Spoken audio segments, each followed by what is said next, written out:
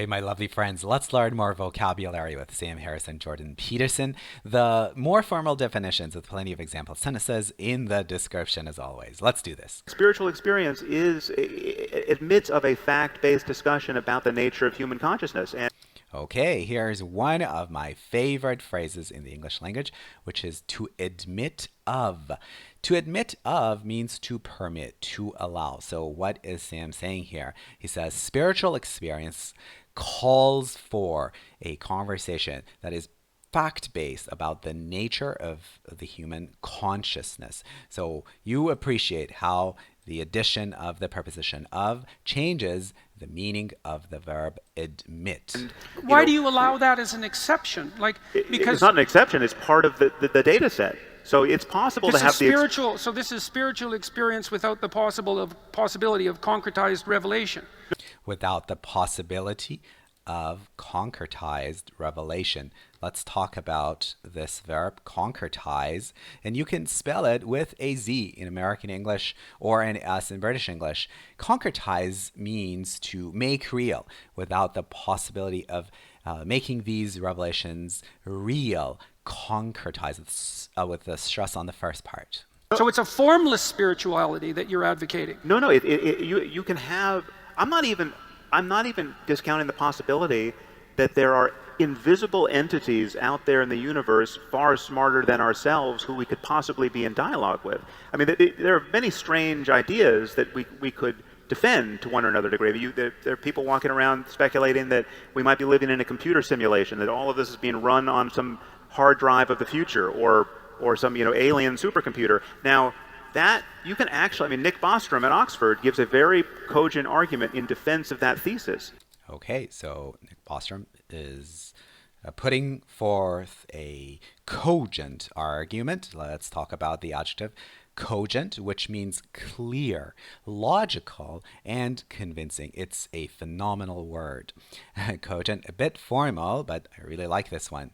Right. Now you can deal with that on its merits. I'm not saying the universe isn't stranger than we suppose or even can suppose, but one thing we know is that when you read the Bible, you can turn every page of that book and you will not find evidence of omniscience. You will not find evidence of omniscience. Let's talk about the adjective omniscient first. Omniscient means all-knowing. So Sam is arguing that by reading the Bible, you will not come to the realization that this book has been written by someone who is all-knowing, someone who is omniscient, and the noun is omniscience. You will not find anything in there that someone as smart as Shakespeare, or actually a little bit dumber, could have written. No, I don't think that's true, Sam. There are incredibly whatever else you might say about the biblical writings, they're incredibly potent narratives. These are incredibly potent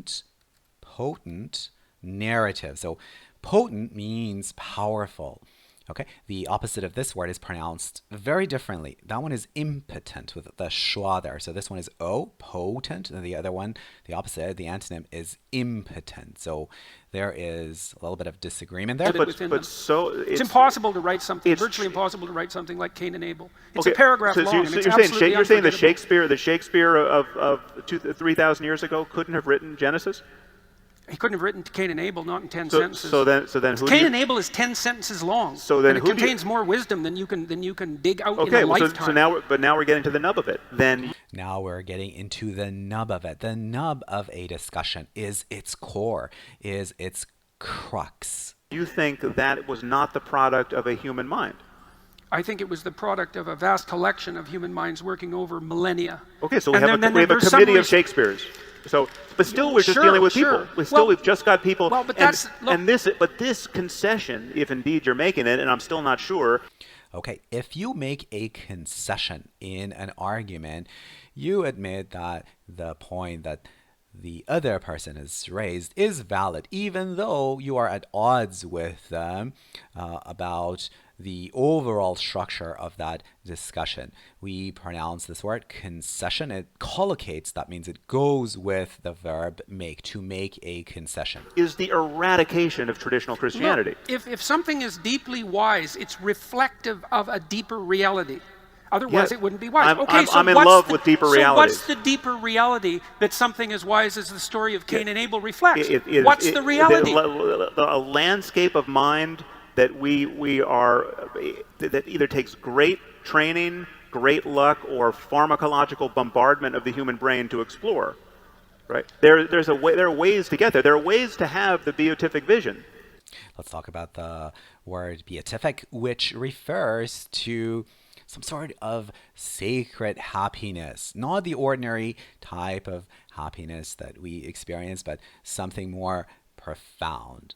Anyways, a lot of daylight between these two thinkers. I hope at least you've learned one or two words with my video lesson.